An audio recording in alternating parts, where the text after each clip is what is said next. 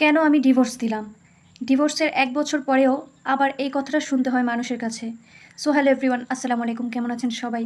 আমি সুইটি ব্লগ চলে আসছি আরও একটি নতুন ভিডিও নিয়ে। আশা করছি আমার আজকের ভিডিওটি আপনাদের সবার কাছে ভালো লাগবে। প্রিয় দর্শক, থাম্বনেল দেখে অবশ্যই বুঝতে পেরেছেন আজকে আমি কিসের ভিডিও তৈরি করতেছি। হ্যাঁ, আজকে আমি চিকেন শর্মা বানাইতেছি। সো সেই ভিডিওটি আমি আপনাদের সাথে শেয়ার করব। কিভাবে শর্টকাটে আমি আজকে ব্রেকফাস্টে চিকেন শর্মা বানালাম।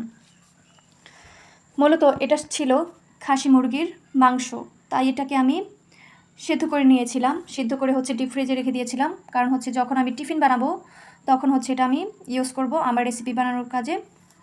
এখন রুটি বানানোর জন্য আমি ডোটাকে তৈরি করতেছি। সো আজকের ভিডিওটি পুরোপুরি যদি দেখেন তাহলে অবশ্যই আপনারা বুঝতে পারবেন শর্টকাটে আমি কীভাবে চিকেন শর্মা বানালাম। সো এখন আমি আমার দুঃখের কথাগুলো আপনাদের সাথে শেয়ার করি। কেন আমি ডিভোর্স দিলাম? মানুষ কিন্তু সব জানে, জেনেও এই ১ বছর পরেও আমাকে সেই একই প্রশ্নটা করে। এই প্রশ্নটা করলে যে আমি কতটা কষ্ট পাই সেটা মানুষ বোঝে না। আমি যখন হেঁটে হেঁটে মেয়ের স্কুলে যাই, অনেক পরিচিত মানুষের সাথে আমার দেখা হয়। সো তারা জিজ্ঞেস করে ফেলে, কেন ডিভোর্স দিলাম? ডিভোর্স খুব ছোট্ট একটা শব্দ, কিন্তু এর পিছনে অনেক বিশাল বিশাল গল্প থাকে। যে গল্পটা কিছুটা মানুষ জানে, কিছুটা মানুষ জানে না। প্রতিটা মেয়ের সংসার তার ইমোশন, সংসার তার শান্তির নীড়। একটা মেয়ে যখন তার হাজব্যান্ডের কাছ থেকে অযত্ন পায়, অবহেলা পায়, আর মূলত সবার সমস্যা কিন্তু এক না। এক একজন মানুষের সমস্যা এক এক রকম। কেউ যায় সুখে সংসার ছেড়ে, আর কেউ যায় দুঃখে। আর অনেকেই জানে আমার হাজব্যান্ড মাদকে আসক্ত, অনেকেই হয়তো জানে না। আর মূলত তার কোনো উপার্জন করার কোনো নেই, রাস্তা নাই। এটা নিয়ে সংসারে আমার অনেক ঝামেলা হয়। সে তার বাবার উপরে ডিপেন্ড করে চলে। এটা আমার মোটেই পছন্দ না, কারণ যারা কোটিপতি তারাও দেখবেন হতাশায় পড়ে যায় টাকার জন্য। আর আমার ছেলে মেয়ে দুইটা বড় তাদের ছোটোখাটো আবদার আমি যখন পূরণ করতে না পারি আমি পাগল হয়ে যাই। সত্যি আমার কলিজায় সয় না, আমি অনেক কষ্ট পাই। সো এই বিষয়গুলো নিয়ে আমার হাজব্যান্ডের সাথে আমার ঝগড়া হতো, বা এখন ওনাকে বললে উনি কোনো মূল্যায়ন করেন আমার কথা, একদম চুপ করে থাকেন। একটা তো সান্ত্বনা আছে, সেই সান্ত্বনাটাও আমি আমার হাজব্যান্ডের কাছ থেকে পাই না। আচ্ছা, আমরা তো মানুষ, তাই না? মানুষেরই তো ভালো ভালো স্বপ্ন থাকে। আমি যদি এখন আমার বস্তির মানুষের সাথে আমার ছেলে মেয়ের তুলনা করি, তাহলে এটা কি হবে বলেন? হাতের ৫ আঙ্গুল কি এক সমান? সমান না। আমার হাজব্যান্ডকে যদি আমি কিছু কথা বলি, ভালো ভালো কথা, সে একটাই কথা পাইছে, তুমি কি না খায় থাকো? ওই যে একটা লোক যদি গরু ছাগল পালে, গরু ছাগলটাকেও তো সে খাওয়ায় না?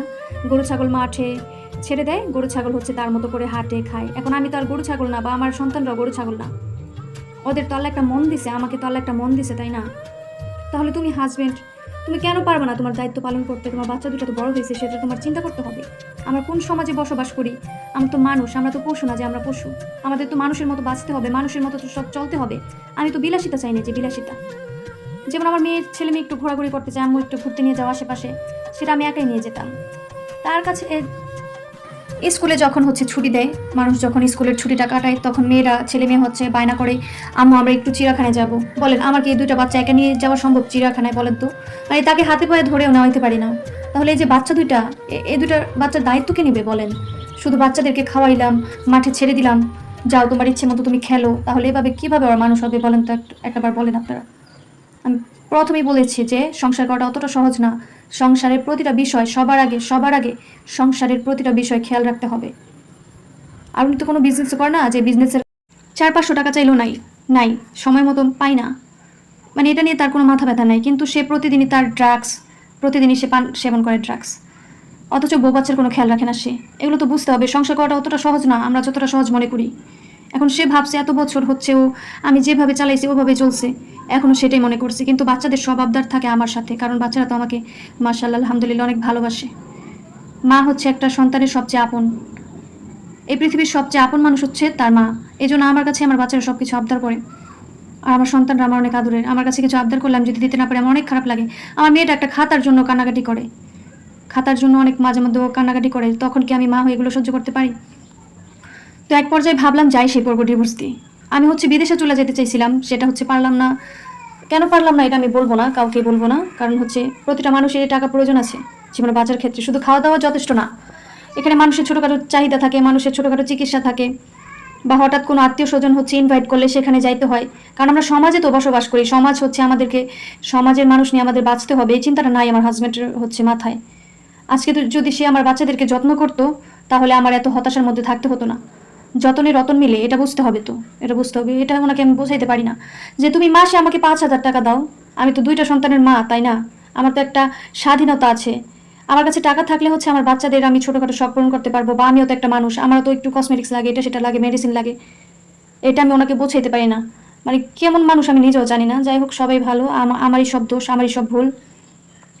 আসলে কি, যখন আমরা ভুল করি, আমি বলছি যে সবার সমস্যা এক না। এই যে যেমন আমি ডিভোর্স দিচ্ছি, মানুষ অনেক কথা বলছে, কিন্তু মানুষ কিন্তু আমার ভেতরের খবরটা জানে না। অনেকটা জানে, অনেকটা জানে না। এখন মানুষ কি পারবে আমার কষ্ট দূর করতে পারবে না। মানুষ তো অসহায় মানুষের পাশেই দাঁড়ায় না, যারা দাঁড়ানোর তারা দাঁড়ায়। সবাই তো আর এক না, তাই না?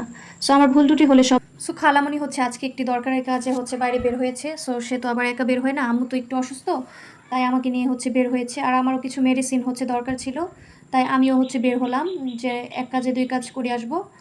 সো এখান থেকে হচ্ছে আমরা কিছু বিস্কিট কিনলাম, প্রয়োজনীয় খাবার টাবার কিনলাম, দেন হচ্ছে আমরা বাসায় চলে আসছি। আর এই তো দেখেন মিষ্টিগুলো কত সুন্দর করে সাজায় রাখছে।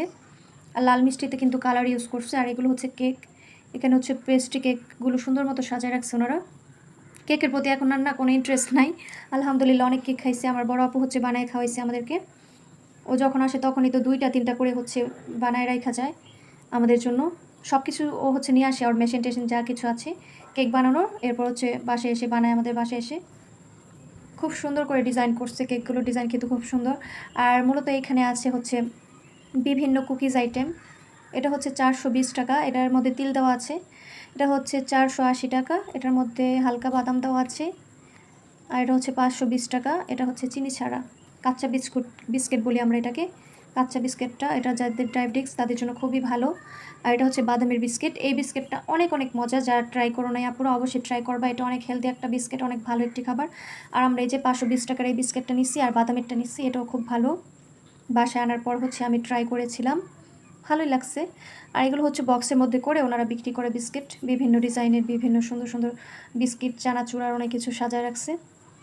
মিষ্টির দোকানটা তো খুব ভালোই ছিল, খুব পরিষ্কার ছিল মিষ্টির দোকানে আমরা যখন ঢুকেছিলাম। আর যখন হচ্ছে আমরা যাচ্ছিলাম তখন হচ্ছে কিছু ভিডিও ক্লিপ আমি নিয়ে নিয়েছি। পানিগুলো এত সুন্দর ছিল, ক্যামেরাতে অতটা হচ্ছে বোঝা যাচ্ছে না, তারপর আমাদের খালের পানি থেকে এই পানিগুলো খুবই ক্লিন ছিল, দেখে আমার মনে চাচ্ছিল যে আমি একটু গোসল করি এখানে। খুব সুন্দর লাগছিল খালের পানিগুলো। আর ওটা হচ্ছে কি বলে, গুদারা ঘাট বলে এটাকে। আগের থেকে এখন একটু উন্নত করছে এগুলো, জাহাজ যাইতেছে।